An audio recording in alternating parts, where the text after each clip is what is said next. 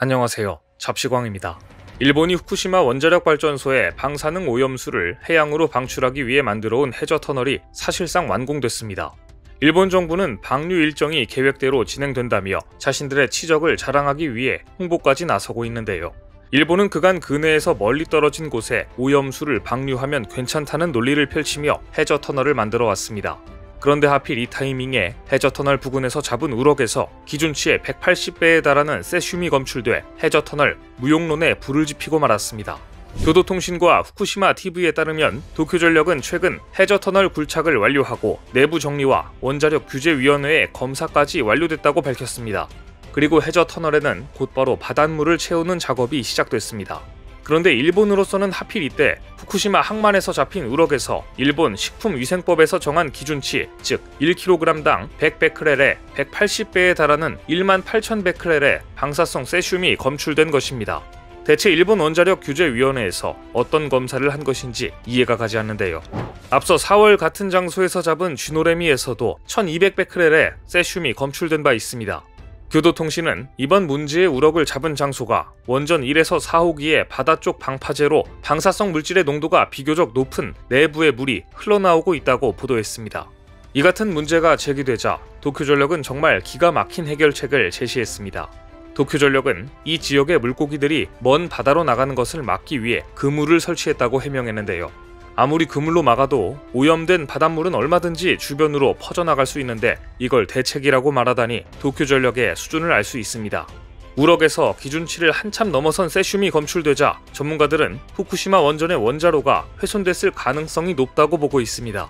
도쿄전력은 부랴부랴 원자로는 문제가 없다며 진화에 나섰지만 다른 곳도 아니고 일본 원자력 규제청이 이 상황을 심각하게 보고 있습니다.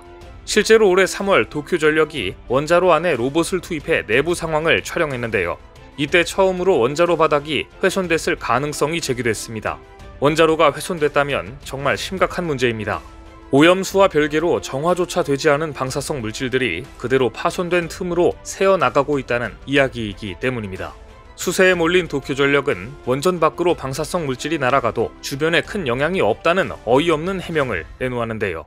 그러면서 발전소 주변 피폭 선량이 기준치 이하라는 점을 근거로 바닥 붕괴 가능성은 낮다고 주장했습니다. 하지만 일본 원자력 규제청은 이를 재검토하라고 지적했습니다.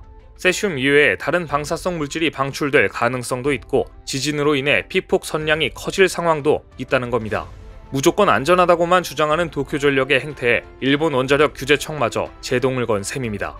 결국 근본적인 문제는 방사능 문제를 해결해야 한다는 본질을 보는 것이 아니라 어떻게든 속이고 은폐하는 데 급급한 일본 정부의 태도입니다.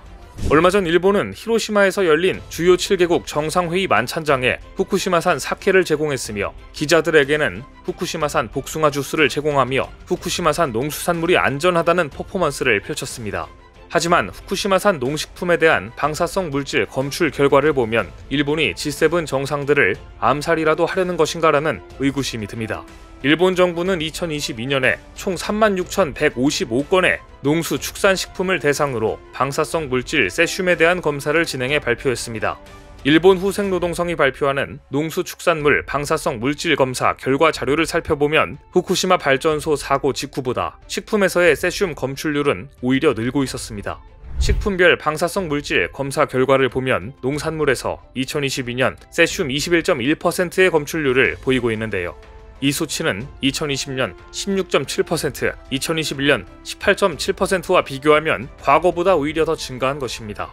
더구나 일본은 매년 일본산 식품 분석 보고서를 발표하지만 후생노동성의 검사 결과를 있는 그대로 받아들일 수는 없습니다. 일본 정부는 방사성 물질 검사를 진행할 때 검출 한계치가 10베크렐, 25베크렐 등 제각각인 검사 기계를 사용하고 있기 때문에 정확도를 장담할 수 없기 때문입니다. 또한 시료 선정에 대한 기준도 없고 품목과 검사 수량도 마음대로입니다. 그 와중에도 후쿠시마산 과일의 경우에는 검사 결과를 공개하지 않고 있어 안전 여부 자체를 판단할 수 없다는 주장도 제기되고 있습니다. 더구나 최근 가장 눈에 띄는 부분은 후쿠시마산 수산물보다 주변 현에서 채취한 수산물에서의 세슘 검출량이 더 늘어났다는 점입니다. 후쿠시마산보다 오히려 주변 지역에서 세슘 검출량이 늘었다는 것은 방사성 물질에 오염된 강과 하천의 물이 바다로 흘러들고 통제하지 못하는 방사성 물질에 오염된 지하수 중 일부가 여전히 바다로 흘러가고 있다고 볼 수 있습니다. 도쿄전력은 분명 아무 문제가 없다고 말했는데 어째서 방사능 오염 수치는 시간이 갈수록 높아지는 걸까요? 이유는 당연히 조작 때문입니다. 최근 도쿄전력의 결정적인 조작이 들통나고 말았습니다. 도쿄전력이 오염수의 방사성 물질을 분석할 때 시료를 섞지 않고 윗부분만 떠내서 채취를 하다가 딱 걸리고 만 것입니다. 이것은 후쿠시마 오염수를 정화하는 알프스와 이를 거친 오염수가 담긴 탱크입니다.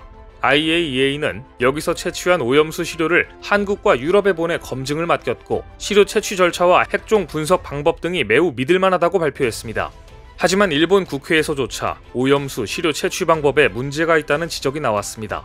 지난 1일 일본 원전 제로 의원 모임과 도쿄전력이 화상회의를 열었습니다. 그런데 도쿄전력은 시료를 채취할 때 탱크 오염수를 골고루 섞는 교반 작업 없이 윗부분의 오염수만 떠냈다고 밝혔습니다. 이렇게 되면 탱크 아래에 모인 상당수의 방사성 물질은 제대로 채취되지 않아 측정된 농도가 달라지게 됩니다. 일본의 야당 의원도 이를 지적했습니다. 아베 도모코 일본 입헌 민주당 중의원은 교반 설비가 없어서 지금처럼 섞지 않고 있고 시료를 채취하면 정작 방출할 때 결과적으로 다른 결과값이 나오는 것을 충분히 생각할 수 있지 않느냐고 질문한 것입니다. 그러자 도쿄전력 관계자는 그럴 가능성을 부정할 수 없습니다. 전혀 없다고는 말씀드릴 수 없습니다. 라고 말을 얼버무립니다. 이를 두고 전문가들은 샘플 채취는 시료의 균질성이 관건이라며 교반 작업 없이는 대표성이 떨어질 수밖에 없다고 지적했습니다. 이 때문에 대다수의 전문가들이 도쿄전력의 샘플 채취 과정을 추가로 검증해야 한다고 주장하고 있는 것입니다. 지난 2012년 후쿠시마 원전 폭발 사고 발생 5개월 후에 방사능에 오염된 참치가 무려 1만 킬로미터 밖인 미국 서부 해안에서도 잡혀 충격을 준 바 있습니다. 해양 생물이 방사능 물질에 오염돼 1만 킬로미터 이상 옮겨간 사례가 발견된 것은 이번이 처음이었고 세계적인 충격을 안겼습니다. 당시 미국 스탠퍼드대 연구진은 후쿠시마 원전 사고 발생 5개월 후 미국 서부 해안에서 잡힌 참치 15마리에서 방사성 세슘 137 수치가 정상 상태보다 5배 높았으며 세슘 134도 발견됐다고 밝혔습니다. 이 같은 연구 결과는 미국 국립과학원회보 온라인판에 발표되는데요. 후쿠시마 원전 방사능에 오염된 참치가 태평양을 건너 미국 앞바다까지 옮겨갔다는 점에서 큰 주목을 받았습니다. 즉 원전 사고 폭발로 인해 오염수가 바다에 배출되면 1만 킬로미터 이상 태평양을 건너서도 해산물을 오염시킬 수 있다는 게 이미 10여 년 전 증명된 것입니다. 참치까지 오염된 이유는 먹이사슬 때문입니다. 처음에는 근처 근해 어패류 그리고 우럭, 광어, 넙치 등 바다에 가라앉은 넓적한 생선들이 있고 먹이사슬의 끝에 참치 다랑어가 있기 때문입니다. 미국이 핵실험을 했던 비키니 섬 등 남태평양에서는 아직도 방사성병에 시달리고 있고 미국의 보조금을 받으며 근근히 살아가는 원주민들이 있습니다. 전문가들은 이들이 플루토늄 때문에 고통받고 있는데 후쿠시마도 독극성인 플루토늄이 굉장히 많이 나오는 것으로 알려져 있고 후쿠시마 원전의 경우 삼중 수소도 문제지만 플루토늄, 세슘, 스트론튬이 더 큰 문제라고 지적하고 있습니다. 미국인들은 수산물보다 고기를 많이 섭취하며 회를 즐기지 않습니다. 반면 우리나라는 일본을 능가하는 세계 1위 수산물 소비 국가이고 회를 많이 먹습니다. 방사성 물질이 들어올 가능성이 제로가 아니라면 보수적으로 접근해야 한다는 게 전문가들의 주장입니다. 무엇보다 후쿠시마 오염수 방류의 위험성을 잘 알고 반대하는 사람들 중에는 후쿠시마 어민들도 있습니다. 지난 9일 우리 국회에서 열린 기자회견에서 후쿠시마 어민 카와시마 슈이치는 이렇게 말했습니다.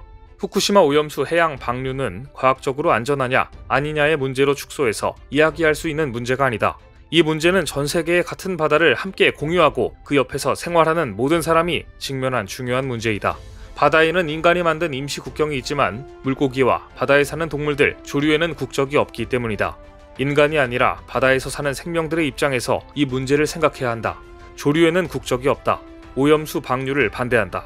일본 어민들조차 인정하는 상식적인 문제를 가지고 도쿄전력은 조작과 은폐를 일삼으며 눈 가리고 아웅하고 있습니다. 오늘 준비한 소식은 여기까지입니다. 댓글을 통한 여러분들의 많은 의견 기다리겠습니다. 시청해주셔서 감사합니다.